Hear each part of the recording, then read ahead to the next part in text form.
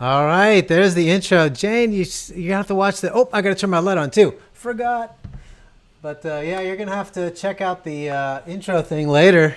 And you see yourself dance across the screen. It's exciting. Uh-oh. Did I lose you already? We're in the show. Oh, I just turned the volume down so I probably don't hear. Because my intro is so loud. All right, cool. So how are you guys doing this week? Any updates on life and craziness and things going on? No. No? Same old stuff. Updates on life. Nothing's ever the same for me. Anywhere. Yeah, nothing's ever the same for me, man. I had my uncle passed away this morning, and that was kind of sad news. And,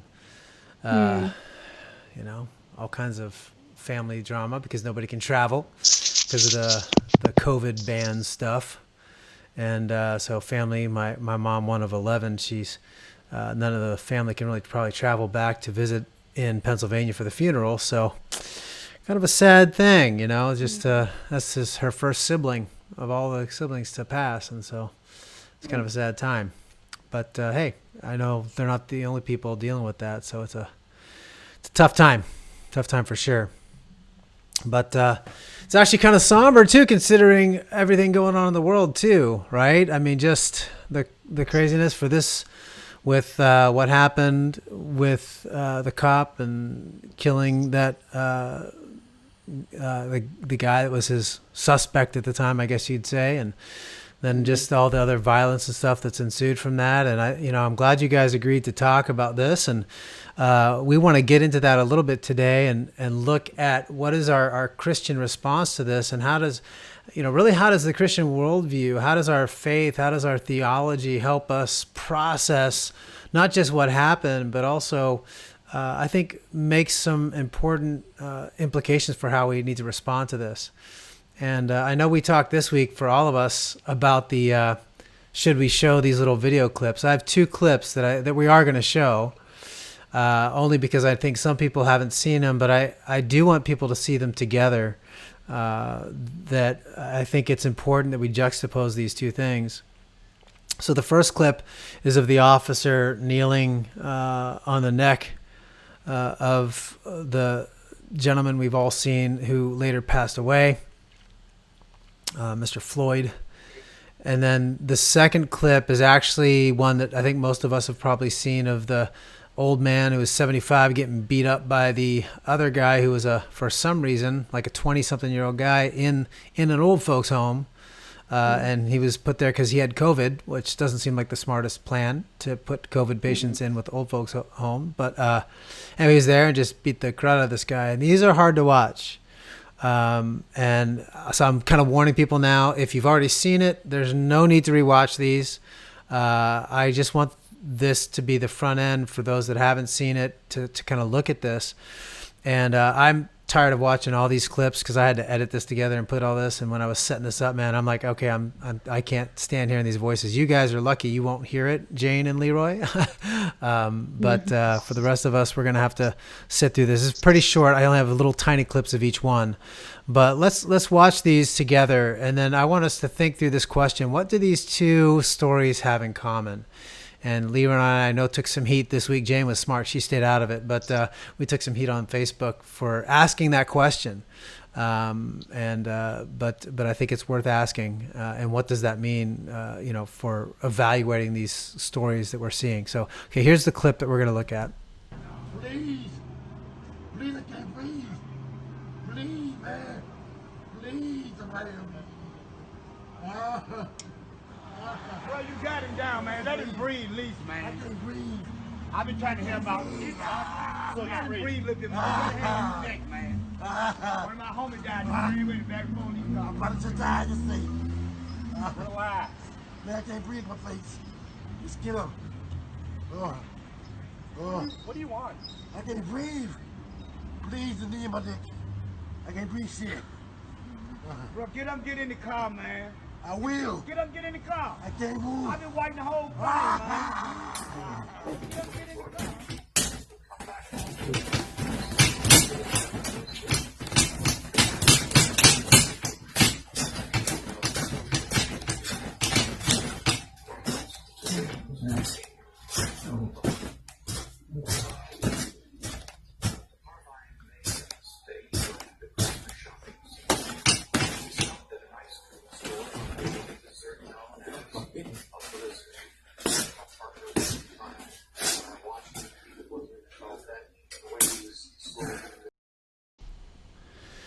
Okay, that was hard to watch the 10th time or 20th time I've watched it. So I want to ask you guys, Jay and Leroy, that kind of question. What's the commonality here? What can we do? But before I do that, I want to make sure people understand. By showing, a white police officer on the neck of a black man and showing a black man beating an old man, looking for commonalities in these does not dismiss the reality of racism, that racists exist, that's an existent thing. Because that was the assumption that Leroy and I, we faced this week, right? When we were hearing this, like people, they assumed that we were dismissing racism as a cause for something. And that's not the case. And so we're not dismissing that. I don't want to go fully into this whole thing, but I just want to point that out right away. That's not the goal of what we're looking at. But for you guys, as you've thought about those things, and I know, Jane, I see you're emotional too, man. I've been emotional every time I watch it. It's, it's been tough to sit through, and I really don't want to even show those things. But how do you guys respond? What do you see when you see those videos? Evil. I just see pure evil. Mm-hmm. I agree. It's hard to say, understanding a little bit about history in our country, it's hard to say that it's a small thing. Nobody can say it's a small thing, but it's more than just racism. And I think that's the thing that we were talking about this weekend. The surface issue is racism. The similarity is racism. The end results are different, but it's a surface issue. The real issue is the heart. And I think that's what James is aiming at, the heart, the issue of the heart. And that the heart of men is deceitful and wicked. And that's the issue. Yeah. Yeah, I think, we were talking about this a little bit earlier in the week. At least Leroy and we had a little chance. I know we exchanged a couple text message or emails or something, Jane. But, the way I've tried to explain, I've had several conversations with a couple of my sons about this and with several others. I think the way that Christians, what many have missed in this is if we're talking about this idea, there's a root cause of a corrupt heart or sin or one of these things. I think that often comes across as a dismissal of the reality of racism, or somehow that racism doesn't matter, it's not important, or it doesn't exist. So the way I've tried to explain it this week is that racism is one manifestation of this core problem where we are willing to dehumanize other people. I think the commonality for me in both of these is that both men, the police officer and the young black man that was beating that old dude, the commonality for me is both of them saw that person as less than human for whatever reason. I don't know. And I don't know. I don't know if racism was the motive or not. I'm not saying it's not possible. I just don't even know. Right. Yeah. But it doesn't mean there wasn't ill intent. It doesn't mean that they weren't wicked for what they were doing. And it doesn't mean they don't deserve punishment. I think those things are critical to make sure we're not confusing those things as when we talk about sin or evil or the corruption of the heart, like you're saying, that entails racism as one of those ways it comes out. That entails like, I hate old people, or entails I hate, short people, or I hate fat people. I mean, all those things are entailed, and they're not all morally equal either. You can not like some people, but they're all dehumanizing in some way. I think that's where I was looking at it from. Yeah, it's interesting. Martin Buber said that you have different relationships with its than you do with thous. You have a relationship with an it. You can do anything you want to an it, but you can't do what you want to someone else, to a thou, someone you see as equal to you or the same as you are. And the dehumanizing effect in both of these. I mean, think of the similarities. similarity is that the abusers had power over their victims. Another similarity is that both victims pleaded for mercy from their abusers. Another similarity, the abusers refused to listen. And I think after seeing the police officer kneeling on the guy's neck and listening to the people around him begging and pleading with him to get off the guy's neck, I looked at the guy's face, and it was something in his face that reminded me of the kid who was beating up the older man. And it was resolve that these people were going to feel my wrath, and they had complete power over their victims. And in some sense, I think in some sense they probably felt like gods. Not that they called themselves gods, but they felt like gods with a small g over the people they were abusing, because the only person who could stop them was them. It's just very interesting. It's very interesting. Yeah. Jane, what are you thinking? I just think of it as when you treat other people like that, you disregard that another human being is made in the image of God. And to me, it just looked like the two people who were beating up on those individuals just had this, they just wanted power, or they were having some kind of power trip. Yeah. And again, people have to understand this doesn't dismiss, saying it's a power trip or saying that they had control like Leroy's talking about, doesn't dismiss the reality of what racism is, or its power to, for hate and to inspire those things. What folks have to understand is that the importance of looking beyond just that one element of it, the one potential element. Again, we don't even know exactly the motives of either of these guys, because we don't know their heart, but we know their actions, and their actions we can still say were evil. But by pointing to a common thing within all humanity, where we all have inherent value, but we can all have the capacity for evil, there's a unity ultimately in that. We realize that we're in this together. And if we sort of limit it to just, only whites could be racist, or only people with power can be racist, or something like that, what we end up doing is creating a wedge between people who otherwise need to be allies in fighting against this kind of evil. And so that's my concern in some of this, is that some of the rhetoric, even from Christian pastors and leaders and others, in an effort to sort of virtue signaling is the word, but I don't want to be dismissive too quickly I don't want to be pejorative in that sense. I think their hearts are in the right place, but they're trying to reach out to the people that are hurting in the midst of this, but they're doing it in a way that I think ultimately alienates the fact that, whether it's myself as a white dude, or Jane as an Asian woman, or Leroy as a black man, we still have a common bond of humanity created in the image of Christ that can pull us together beyond this junk. And I'm afraid we're going to lose that. I don't know. Do you guys have that concern at all in the way what you're hearing people talk about? Yeah, I think there's some division going on in the church, and I think how we solve these things, I think oftentimes we kind of go with what the culture is saying instead of going to scripture to see what it has to say. And I think as a church, we need to unite. And I think there's just more division in the church with all the racial tension that's going on right now. Such a great point. I think that,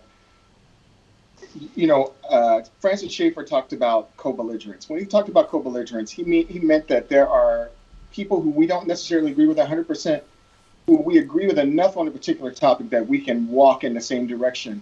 But there comes a point where we all break off, right? Because ultimately our goals and our direction is different. And I think we can be co-belligerent with people. Christians and Muslims can be co-belligerent on, abortion, so to speak, right? Because we agree 100% on that, or whatever, or Catholics, or whatever. But I think what's happening here is we're not being co-belligerent, we're being co-opted. Our mission is different. Our mission is not to deal with racism per se. Our mission is to deal with the depraved heart. Think about it.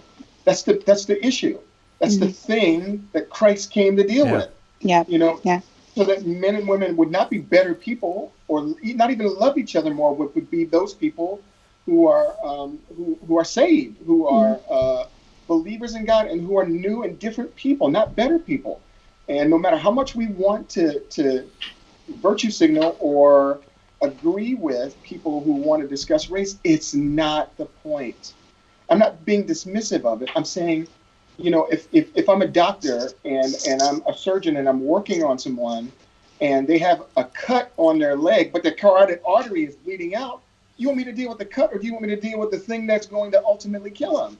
Yeah. And I don't think that Christians today, and I'm going to be bold when I say this, I don't think that we're brave anymore. I think that we're afraid to stand on the things that we stand for and believe it, even to the point of being ostracized by people and people being angry with us, because what we believe is true.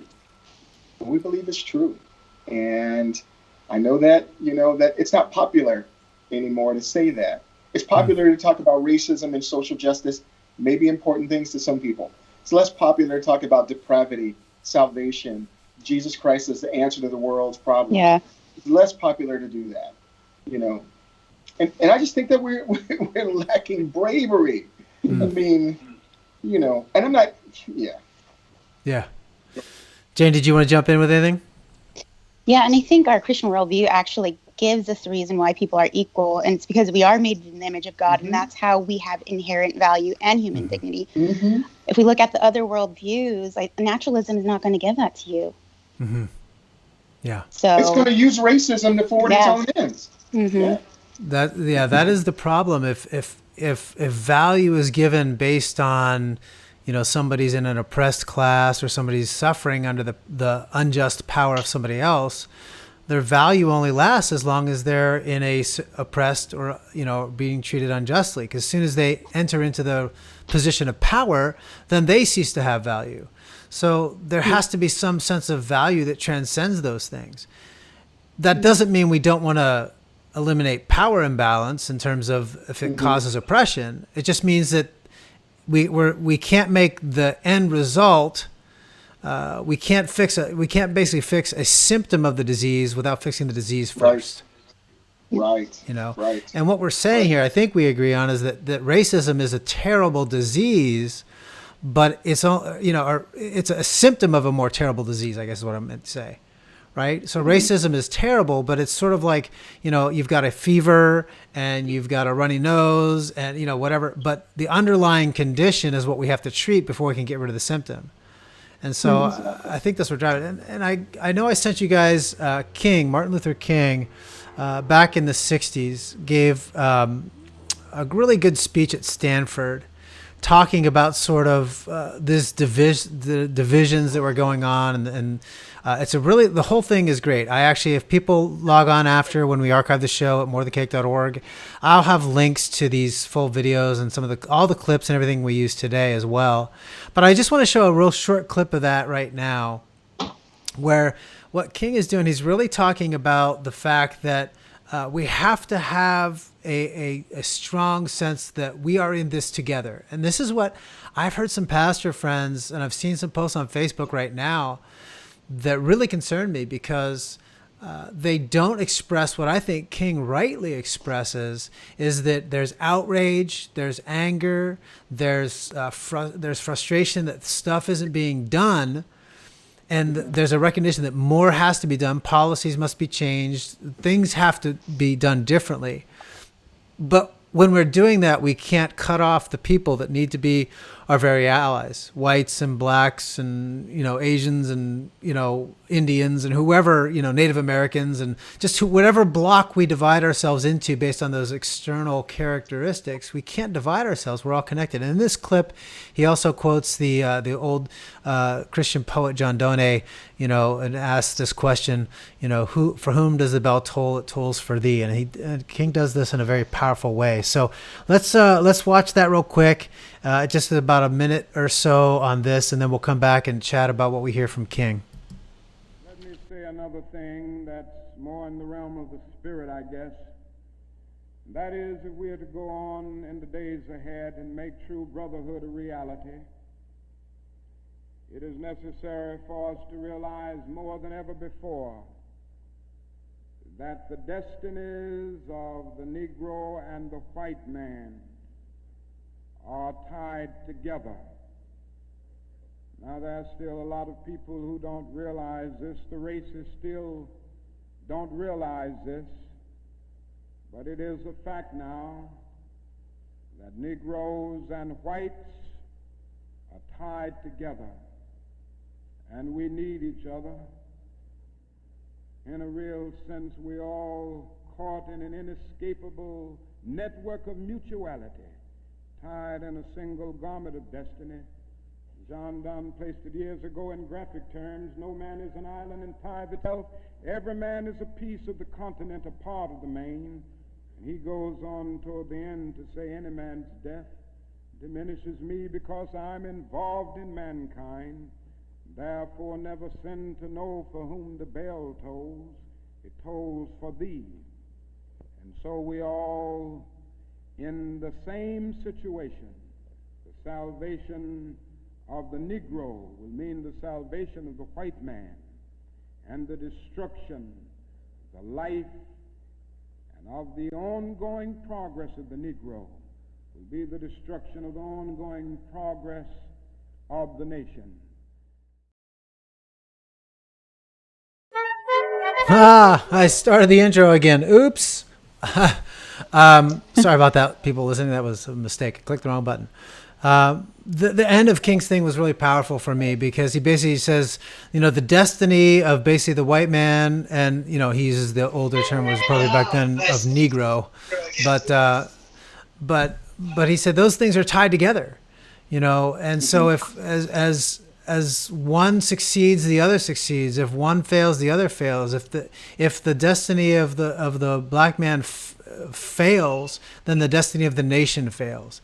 So I think he's really powerful in expressing just the need we have to walk through this kind of thing and realize, and this is why it goes beyond whatever somebody's skin color is, whether that cop was motivated by racism or not, doesn't change the evil of what he did, nor does it change the destructive power of that event in a society. When you can find any reason to dehumanize somebody else, is what King is saying.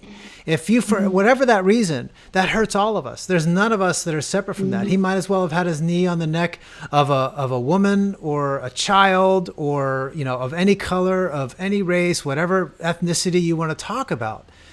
Yes, there's a unique part of history there that we have to not ignore in the midst of this, of black history within the United States and that. So I'm not saying to ignore the specifics. What I'm saying is, but before we get into the specifics, we can't forget at the same time that there's something deeper that unifies us in our horror at seeing this, because the truth is it can be any of us if we fail to see the shared humanity we all have, and that we are destined to the same thing, the way we treat one another. At least that's my take on what King is saying, at least. What do you guys, how do you feel? No, I think that's accurate. No man is an island. No man is by themselves. If I decided to go out of my house and do some good deed, it doesn't affect just me. It affects that person, and it affects maybe someone that's involved in that person. In the same way, if I go outside of my house and I do some evil deed, it doesn't just affect me. It affects that person. It affects my family. Our decisions, particularly when they're rooted in government, and an entity that we all have ceded power to. To have power over us in some way. If that entity is corrupt, then all of us suffer. All of us suffer if it's corrupt. Jane, where you at with this? Yeah, I think the problem with sin is, like, people think, oh, this is just my sin, but sin enters into all kinds of other people's lives too. Like when people are like, well, I'm only hurting myself. You're not just hurting yourself. It touches other people's lives too. Mm-hmm. Yeah. None of us are separated from that, and I think that's such a critical thing. One other clip, and I don't want to move past King's thoughts too quickly on this or where we're at, but I think this will actually help as well. So I sent you guys a little clip earlier. I don't know if you had a chance to watch, of Lil Wayne, right? Did you guys have a chance to view that? and I came across this thing. We go from King to Lil Wayne. That's an interesting transition. But not the person you expect to hear that from. Yeah, exactly, right. But man, I found this today, and I got to tell you guys, I spent about 5 or 6 hours today, in addition to everything else I did this week, just reading through so much stuff and finding these things, and like, oh man, I got to share this, and there's more that we'll ever get to today. But I came across this, and I thought, man, I've got to share this because it made so much sense in the context of what King is sharing. So to set this up, Lil Wayne is sharing the story of how at one point when he was 12, he shot himself, got shot in the chest by him. He shot himself in the chest. And this is the experience of how his life was saved and who saved his life.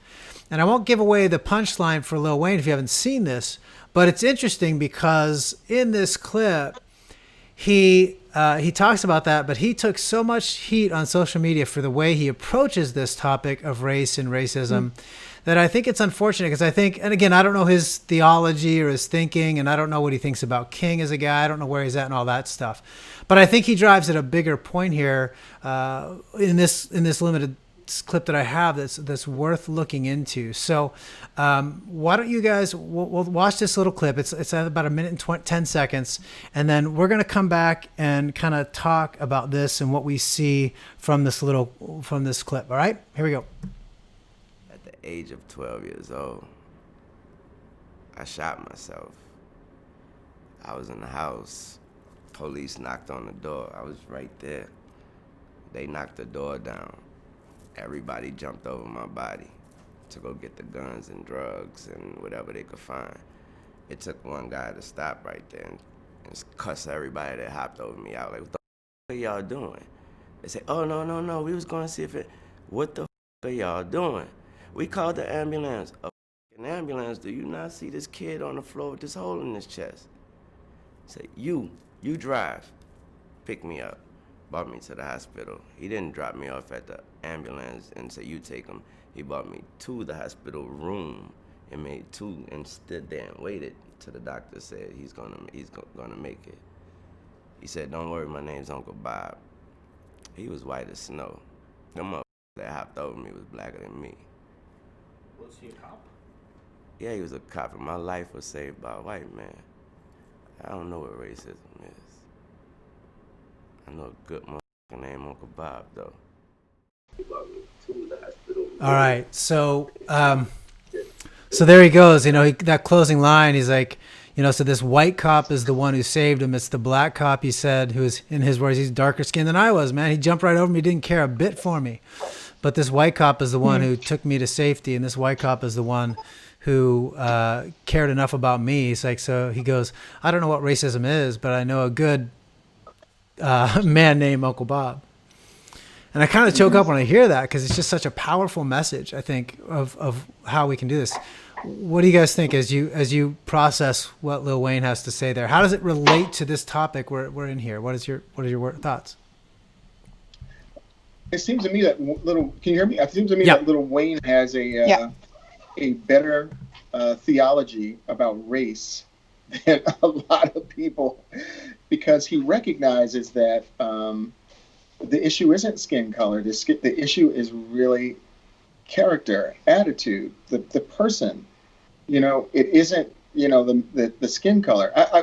I was just going to say, you know, skin color doesn't do anything. It doesn't cause anything. I mean, it wasn't the white skin of the officer that had its knee on the guy's neck. It was his person. It was his emotion, his will, his desires, his conscience. That's what was driving it. Skin color did nothing. It was just a feature of his person. You know. Yeah. Jane, what do you think?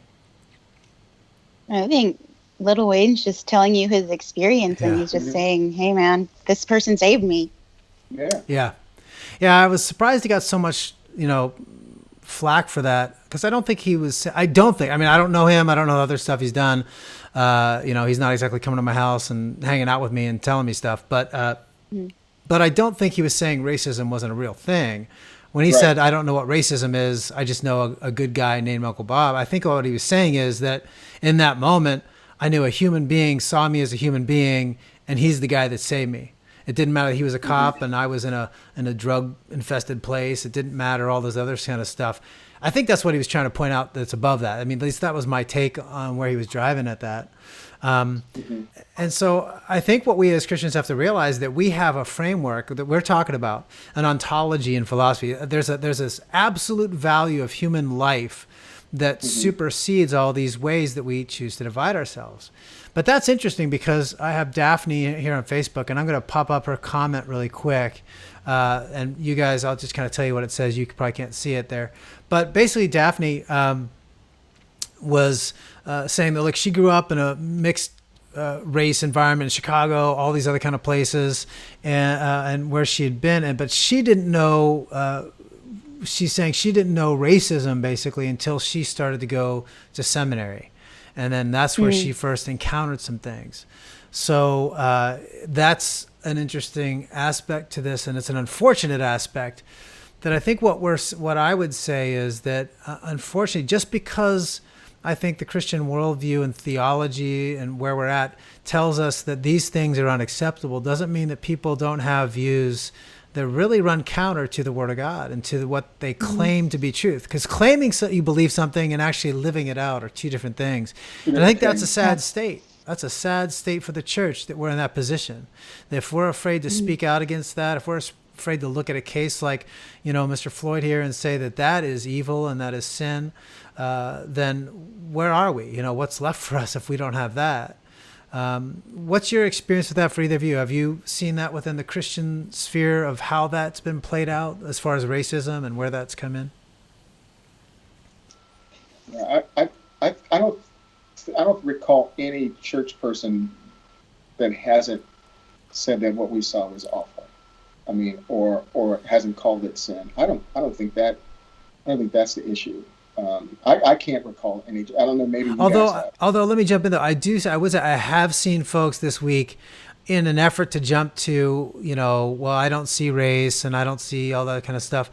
It does come across as very dismissive and very calloused in the way I've seen people talk about it. Now, I don't know if they were actually intending to dismiss it, so you might be right in not seeing that, but I'm trying to look through the way they're saying it, and it did come across a few people I've seen. Yeah, but It wasn't major leaders. I'm just talking about people on Facebook. But you would say that that's another person's perception. If the person says that they don't see race, I think what they mean is that for them, race isn't a big issue. They try to see people as they are. I know that a lot of people want to construe that statement into something dismissive, but I don't see it that way. I mean, I'm 50-something years old, and that's code for I treat people the same. It's always been code for I treat people the same. Now, I know people who want to argue for something called anti-racism, where unless you are against racism, then you are racist. I think that's fallacious on its face. So I kind of, those people don't bother me as much as the ones who want to virtue signal about the issue of race, but don't have in their conception a serious theology that really wants to deal with the issues that cause race. Mm-hmm. Yeah, Jane, what do you think? I think sometimes, I think people think that, are they trying to say race doesn't matter to them? I think it's more like, I'm not trying to look at a person based on what their skin color is. Their color is like, I'm trying to look at the person for who they are. Right. And I think in a Christian worldview, there's something unique about being different races because God's created us differently, but it's like we're all equal. And I think that's the most important part. It's like skin color is not the most important thing about us. It's our hearts. Yeah, we're all capable of that sin. I mean, Leroy, you and I have been in a restaurant together. We were actually at a Chinese restaurant a couple years ago. I think you remember that, where you were kind of getting the short service, and there was some definite stuff going on, and I was like, I remember. I was like That ready was to. outrage. You were holding me back. No, I was. It was crazy. It was crazy. Leroy's like, no, man, I'm like almost like I'm used to this. This happens to me all the time. And it was sad because, I think that's what people realize. I mean, there's the cop that was there, the main cop is a white cop, and that's always the narrative, but there's the other cop that was the Asian cop that was right there. Mm-hmm. And I don't know if racism drove either of those guys, but it's possible for both. Any one of us could have that type of sin where we treat other people based on the color of their skin as inferior human beings, which is why it's so important that we have a worldview and a theology of God and of human nature that argues against that. That does not mean everybody's consistent with that. That does not mean everybody's going to follow through with that, which is terrible, which makes them even worse because they should know better. But we have to at least begin there for sure. Do you think that, I mean, it's been my experience that when people look at these things, they're not looking at the situation in its raw form. They're looking at it through their own experience, and they're pouring their experience into what they just saw. And instead of having a little bit of distance and being able to accurately, give latitude where it ought to be and to say things clearly, they're incapable of doing it because of their own negative experience. I've had my experience with police officers. I think we all are. I remember being pulled over in Newport News, and the cop pulled me over, and something had just happened. I think it was right after somebody had gotten shot in the car. When a cop pulled me over, I'd never been afraid before when cops pulled me over. But all of a sudden, in the back of my mind, I knew I was afraid. And when a cop came up to my window, I think he sensed I was. And he spoke to me very kindly. He said, you just need to drop your speed, 10 miles an hour. And he let me go. But I know that he knew that I was afraid, and I had my hands where he could see him. I was afraid of being pulled over, and that's never happened to me in my life. But watching that kid get shot in the car, said, it's not me that I need to worry about. I'm not going to do anything, but that cop doesn't know. So we just have to have a little distance, I think, in some of these issues, so that we can see them clearly rather than emotionally. Yeah, and that is to say that we shouldn't see them emotionally. I'm not suggesting that, but we shouldn't see them primarily that way. Yeah, and I think that's where, so I think what's important to take away from that is that what we're saying is that this experience that people have is legitimate, and it must be valued for that experience. But it doesn't mean there aren't bigger issues that can help unify us, even though our experience itself. See, because naturalism, that worldview that denies that there's a God and there's a reality out there, we each have our experience and we become isolated in our experience. And so because none of us can sympathize or empathize or understand one another, we become isolated, and then we're forced to, balance power. Like who has less, who has more. It's about control and manipulation and all these other kind of things.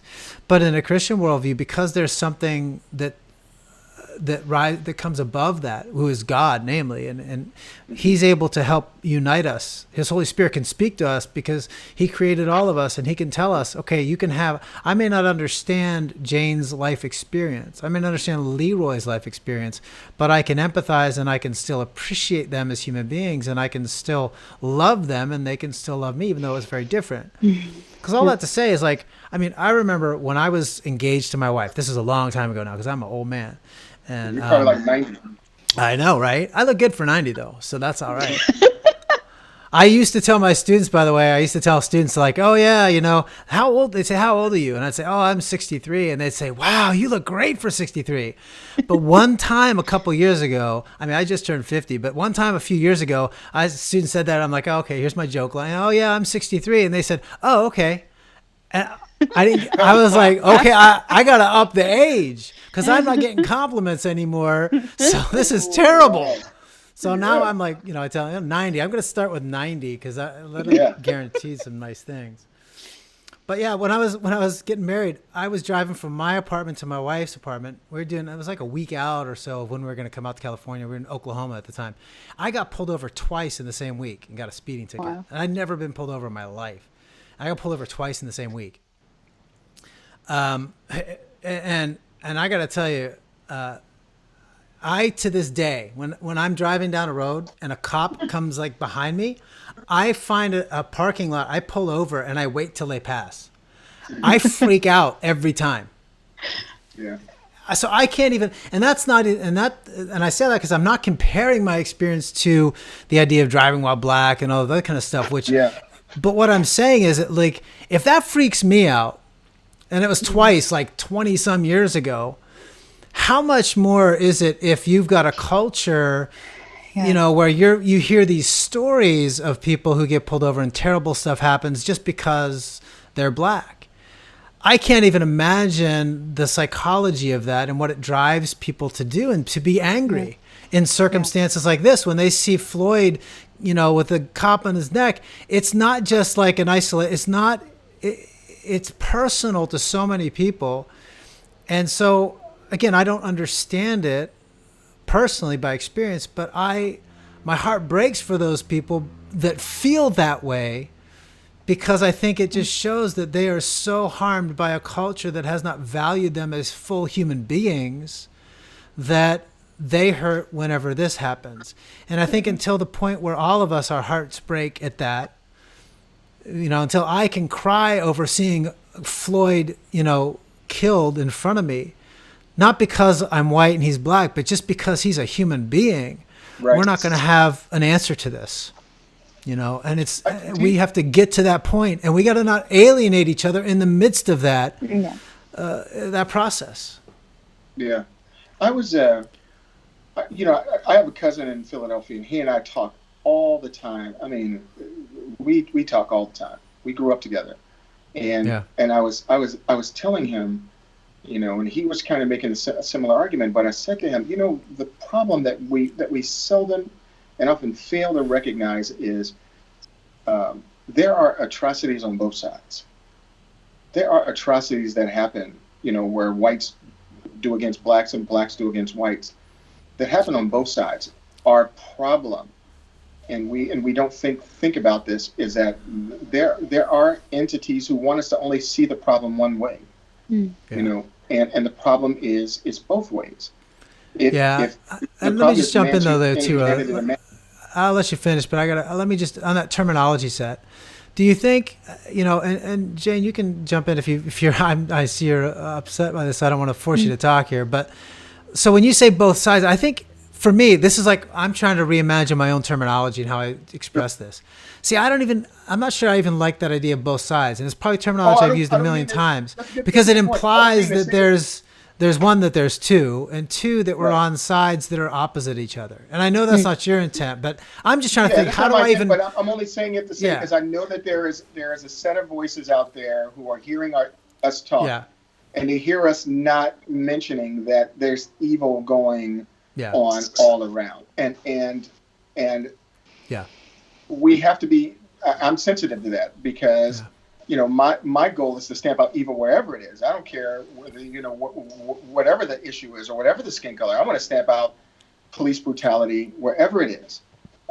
If you look in some of these neighborhoods that I grew up in, black cops, the statistics will tell you that a black cop will shoot a black man quicker than a white cop will shoot a black man. That's statistically true. That just came out last year. Wow. Black cops have no compunction on shooting you. White cops, on the other hand, think more about shooting you because they know what the fallout will be. They call it the Ferguson effect. I think that's what's called the Ferguson effect. They're afraid of what the fallout will be. So, and this was released by some black Harvard guy last year. Yeah, it was the New York Times. I put the article in the New York Times. Black cops will shoot you quicker. If you listen in some of these neighborhoods where these young black men have been hemmed up, they've been hemmed up by other black people because they have. So. But because there is a committed group of people in our country who want you to see that white people are the root and the fruit of injustice, they want you to see it merely as white on black racism, and that's not true.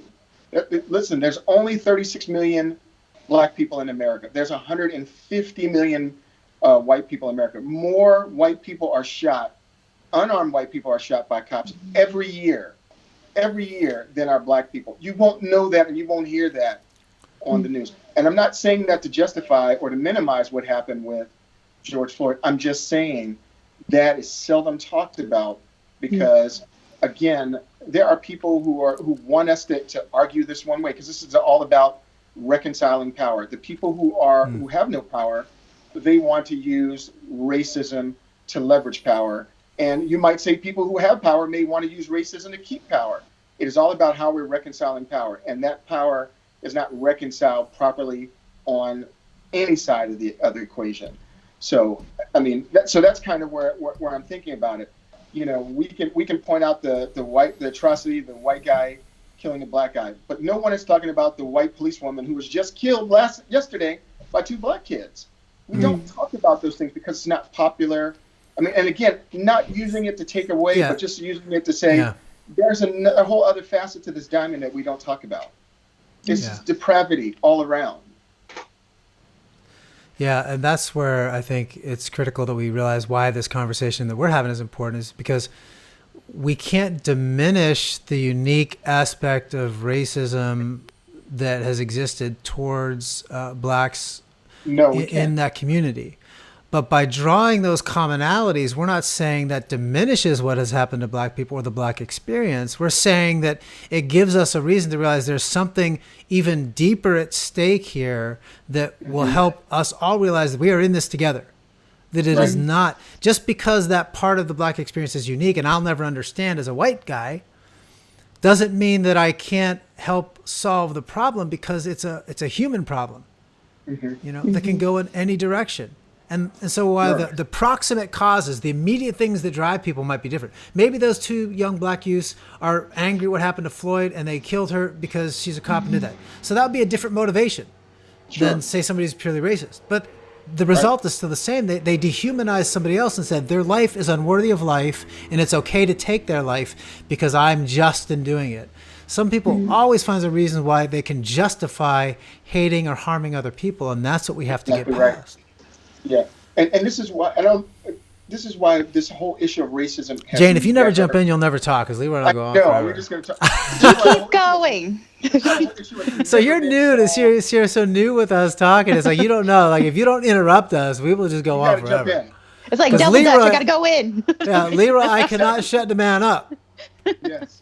Well, I'm learning a lot from Leroy, so. You know. Oh, don't say that, because then he's going to get a swelled head and get all cocky about, like, I know things, I'm smart. This is why the racism thing never gets solved. It's why it always comes back. And the things that we need to have a conversation about race. We've been talking about race for 200 years. We've had a conversation. It's evil. We all acknowledge that. Yeah. But the solutions, the answers that they want are not biblical, and they will not solve the problem. Mm-hmm. You know, and that's why I'm saying to us Christians, let's actually think about this biblically, and let's actually offer biblical solutions, and let people reject them. You know what I mean?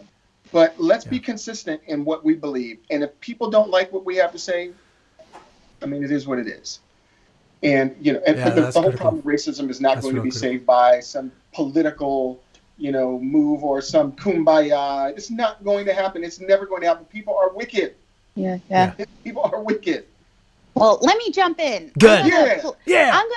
I'm gonna plug in. Oh, bye. That's the last time we let you jump in, Jane. My phone jumped in too. She got so excited. You know, there's an earthquake because I jumped so hard. Anyway, I have a friend named Monique Duson, and she has this nonprofit that she just started. It's called the Center for Biblical Unity, and she is an African-American woman, and she really wants to figure out how to solve these problems biblically. So people watching out there, go check out her website. And what's the name of it? It's called Center for Biblical Unity. Okay. Yeah. Hey, make sure you send me that link after. I'll post it on the show archives, the liner notes on the morethancake.org thing when this post goes live, and I'll make sure I put a link to her page and her info about it there. So don't forget to send that to me. Well, you know, Leroy's comment though is a good transition to what can we do about this, and we're not going to solve this in the next 11 minutes or whatever the heck we have left.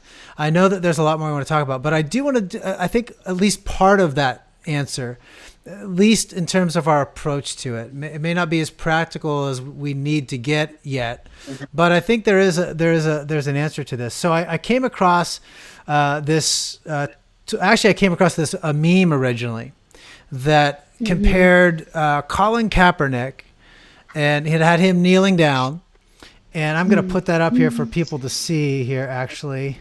So it's on the screen for folks. So it's Kaepernick kneeling, and it's a picture of the cop kneeling on Floyd's neck.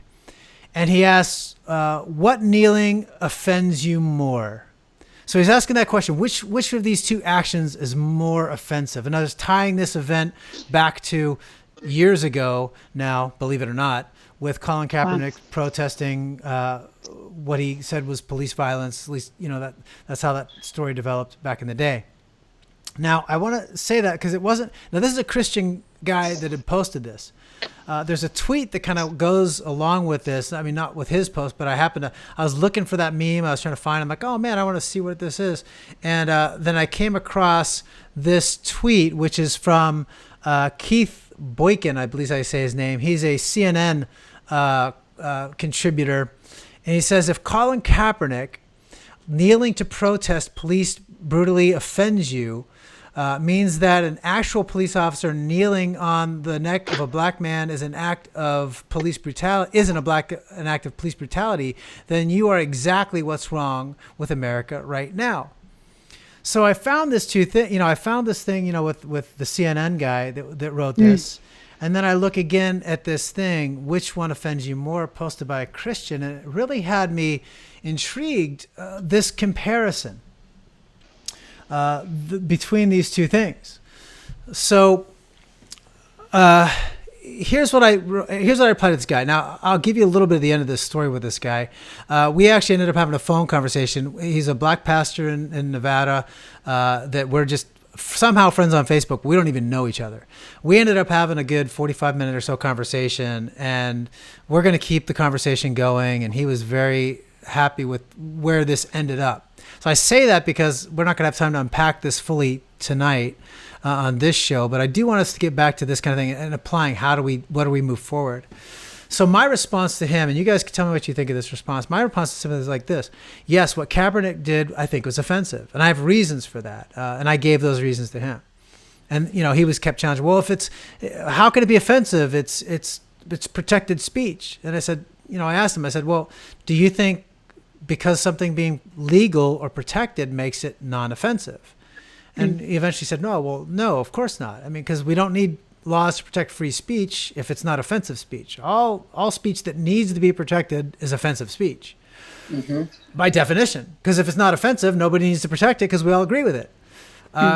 So here's the thing. So what I said was that, look, but there's a difference between what is legal and what is immoral. There's a difference between what is offensive and what is right or wrong. What Kaepernick did might be offensive for particular reasons. So again, that's another show.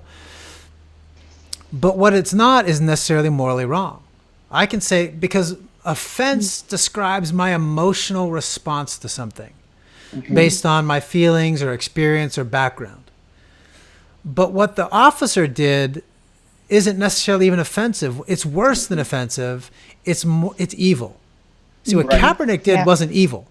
What Kaepernick did wasn't necessarily even wrong, but it was offensive.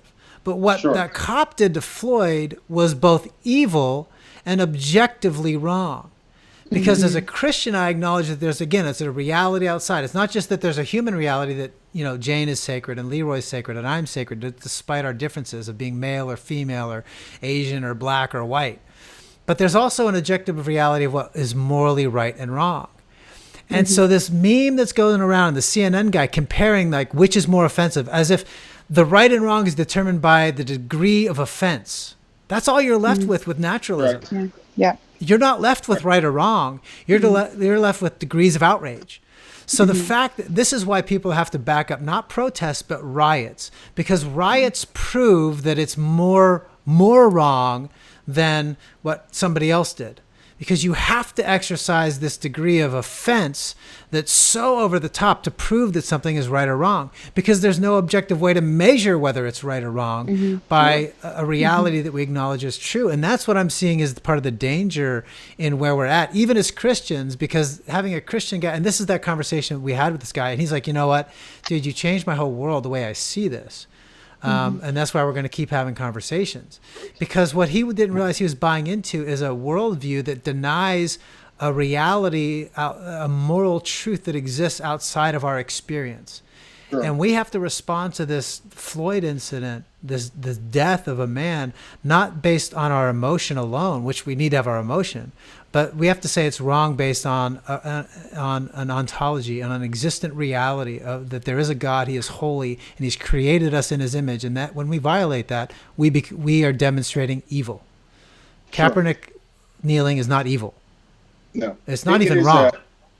It's just offensive. Kaepernick, it's offensive because of I've always looked at what he did as offensive because the one thing that unites us as a country is our flag, our anthem, our Constitution. Those unite us, and when people spit on those, we should be offended because what they're spitting on are the things that keep us together as a society.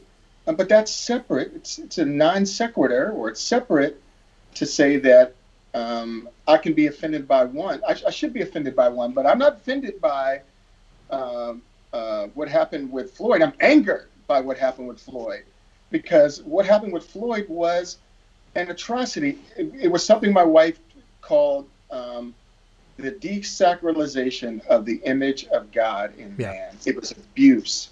It was abusing the image of God in man. It was making man something other than what God intended him, and treated him like that.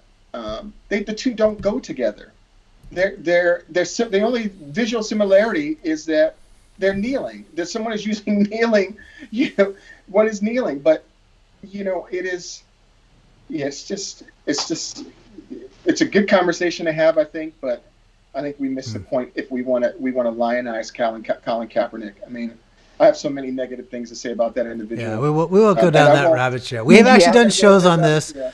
I'll link to one of the shows we did on this below. We've actually talked about this, and I've written on this, so I'll link to those as well. But it is actually a good conversation. Jane, what did you think? How do you respond to the idea of which do you find more offensive, and what's your thinking on that? Well, yeah, if we don't have objective morality, it's just based on like which preference is it for you. It's like which one do you dislike the most? You can't actually say one or the other is wrong. It's just which one I don't like most. Yeah. And so I think coming from a Christian worldview, we could objectively say one is wrong. Yeah. And then the other is opinion. So right. Yeah, you're right. And that's where that language of offense has come to dominate the culture. Offense is the most evil thing you can do now. Is offend somebody or be offended, and the most righteous thing you can do is declare your offense at something.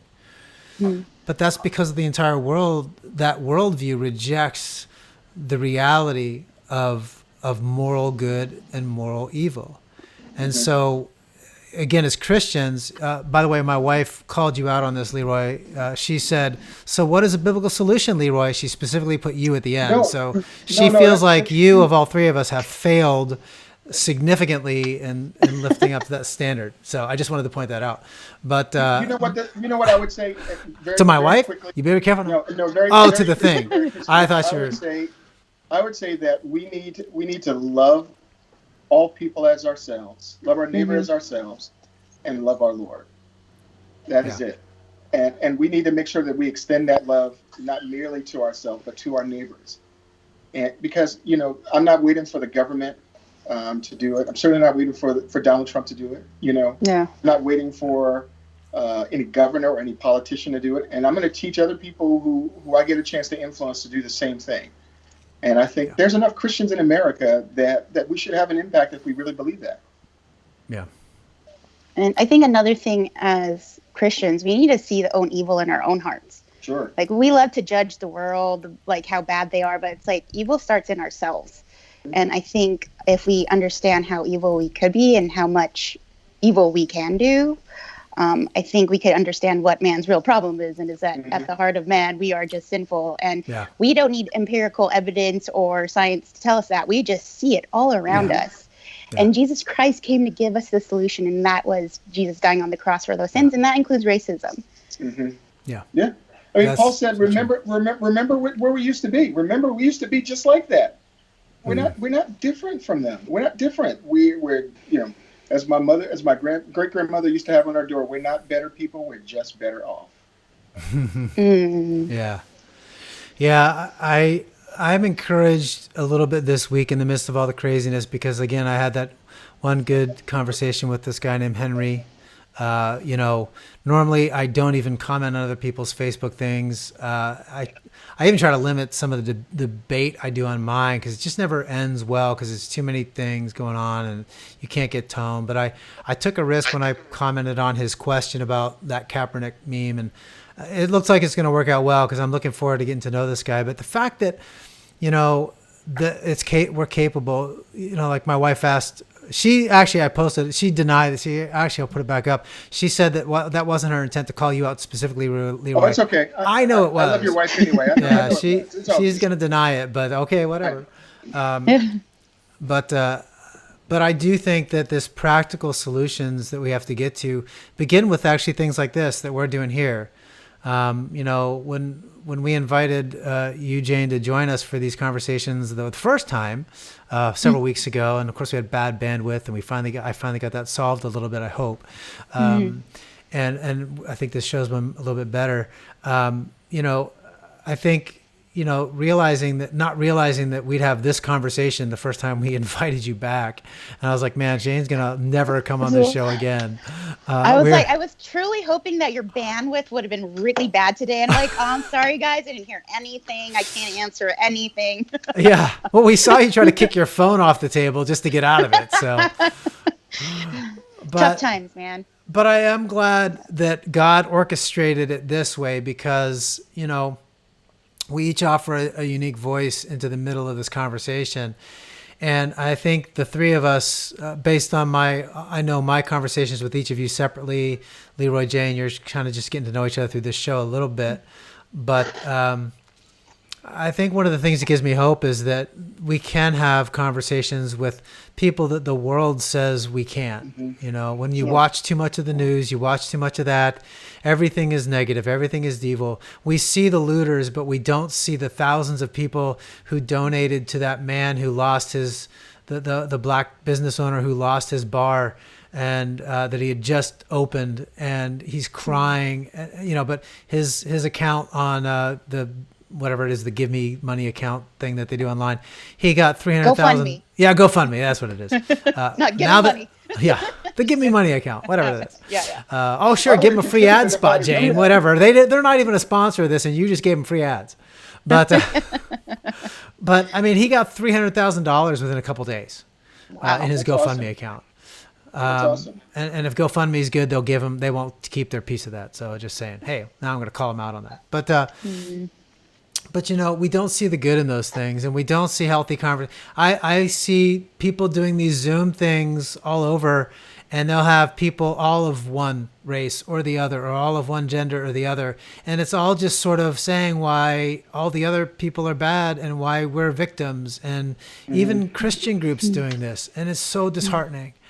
But I do think that this opportunity for us this week has been kind of unique and godly kind of ordained in that sense that, we have an opportunity to kind of come and hopefully speak positively, not just about one another, but about a real solution in Jesus Christ. Yeah. And I do want to dig into this more. Maybe next week, hopefully next Saturday, we can do this again if all of our schedules permit. And I want to look in specifically to the riots. I want to have some clips that I pulled of things, and what is the difference between protest and riot? What is their healthy way to express the legitimate outrage and anger at so many things that happen that are unjust? And what's the job of Christians? But I do think in that large sense, we're a very practical answer to that.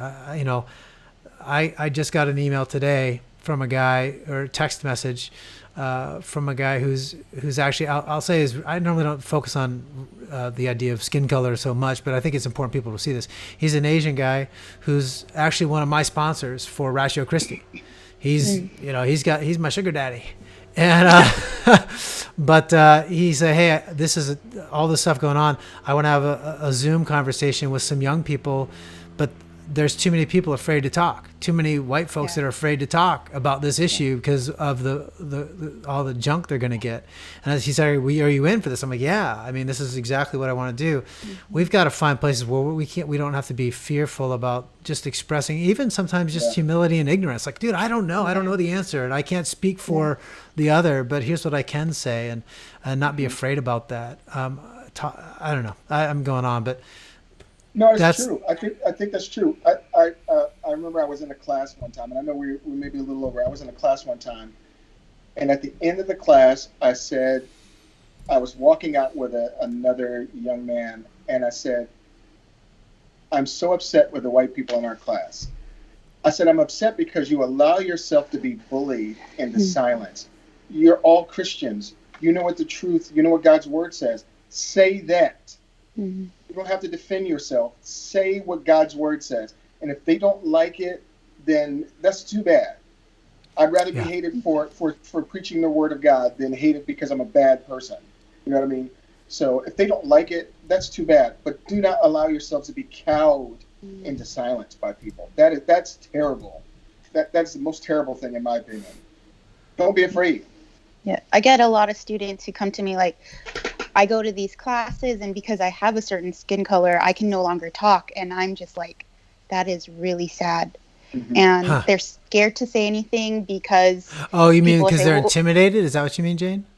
They're the classroom, you know, okay, they're white people, right? Yeah. And so now they no longer could have an opinion because a lot of people said, you had it good for a long time. You can't say anything. Just shut up. And, you know, a lot of my students come to me because they're really frustrated because they can't add anything in the classroom anymore. Yeah. And my heart breaks for them. And it's like, how do we help them have a voice? But you know what? That's exactly what happened. That's exactly what you know. I don't want to say good whites because that's kind of tough. No, you can say it about me. White people, but that's exactly what white people did for black people early on. That when they marched, they marched with them, and when they sat in with them. You know, and when it came to dying, guess what? They died with them. I remember that. I mean, the Civil War. I mean, half of America fought another half of America so that some people could be free. I mean, they fought their cousins and their brothers. I mean, come on. We can't spit on that or forget about that or not respect that or not treasure that, the sacrifice of those people. We should speak up for our brothers and sisters, regardless of what color they are. And you know, but I empathize with your students because they're in a secular environment, and that's intimidating to be able to say those things because it's not easy. You know what I'm saying? I don't mean that. I don't want to be trying to say it's easy because it's not easy. But I think you have to. I used to tell my football players, you have to have sharp elbows in the world. And sharp elbows give you space to say what you need to say. Yeah, Leroy, you can call me a good white guy anytime. I'll just take any compliment, really, from you. But when you said that, kind of reminded me. I think it's the movie Better Off Dead. I think it's what it is. When the kid falls into the garbage truck and he's going down the road, and the two black guys are up on the pole, and they said, "What's this country coming to?" When they start throwing away perfectly good white boys. That's what I mean, hey, it's like we got to acknowledge when we're being thrown away. That's bad. We're throwing away a lot of voices in this conversation that are otherwise positive. That's I've led so many of these discussions in my ethics class, and the environments where I was teaching at seminary were majority non-white students in my classrooms, and I was leading these discussions as the white professor dude. And I'll tell you, the first time we got into race issues, and I was nervous, and every time I was, because you don't know all the students and you don't know how they'll take it. But I have 3 hours in one night over 7 weeks to have a conversation, to build up to things, to get to know people, to become comfortable with one another, to start slowly, to get a sense of where they're at and let them know where I'm at, and have a legitimate conversation that doesn't end horribly. But but it's still anxiety producing. Sure. Because the way the culture is. And so again, when we talk about practical solutions, I honestly believe that what we have a chance to do here today and in future conversations is a very practical solution, because we need to have a thing where, I know that there are people, when I'm promoting this conversation about all these race things, there's people saying, why is a white guy promoting this conversation? Why is there a white guy having a show on this? I get the sellout card. because I'm not just seeing it. I'm not seeing it another way.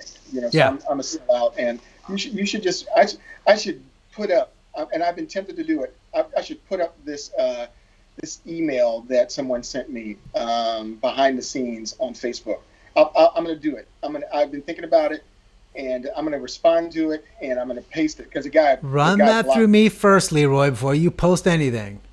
I'm going to cut his name out and everything. Okay. But I'm going to post what he said because it really was intriguing, because he said that he remembered me when I was like down, Leroy, and I was fight the power, and now he caught back up with me after all these years, and he's disappointed. I'm disappointed. Well, yeah, And because you ain't black. You ain't authentically black, and you get that all the time. We've talked about that many times before. Man, Joe Biden told me that this week. Yeah. Yeah, but you get that. I mean, you have that from old friends, people that you've known for years. Oh, yeah. Just like I had my white friend this week tell you on Facebook that, Jane, you should have seen. You stayed out. You were so smart, Jane. You stayed out of these conversations on Facebook. I read some of those comments. Did you see it? I'm staying out of this. I was like, okay, I can't let that go. He basically told Leroy, well, hey, I've worked in the black community for the last 10 years, so let me tell you how it is. Leroy said back, he's like, well, I've been black all my life.